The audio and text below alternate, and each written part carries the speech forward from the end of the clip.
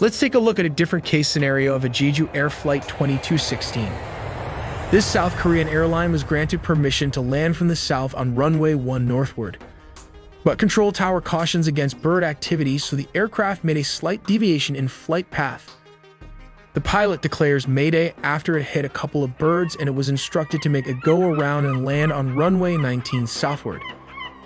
It was at this moment the airplane encountered another problem with the landing gear, which did not open. Finally, the plane had to make a belly landing with what was supposedly a landing gear failure because it hit in the middle of the runway and crashed into the elevated localizer antenna and concrete, erupting into a huge fireball, while the tail section remained intact. Morning 8:57. A TC broadcasts a cautionary advisory about bird activity in the vicinity of the airport. 8:59.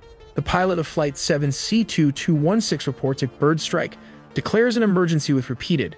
This is what he said: Mayday, Mayday, Mayday, calls and notifies a TC with the message: bird strike, go around. Just 1 minute after the bird strike at 9 o'clock. The flight initiates a go-around maneuver and requests authorization to land on runway 19, which requires an approach from the opposite end of the airport's single runway, that is from the north to the south, which is not the actual landing procedure. Usually then land from the south to the north. 9:01 in the morning, a TC clears the aircraft to land on runway 19, 9:02 local time.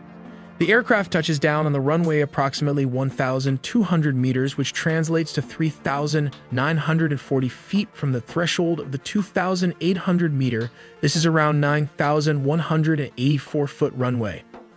9:02 and 55 seconds later, the airport fire rescue unit completes the deployment of fire rescue equipment. 9:03 Flight 7C2216 overshoots the runway and crashes into a hill-like structure beyond the runway's end, which later on we came to know that it hit the localizer antenna and its adjacent concrete embankment.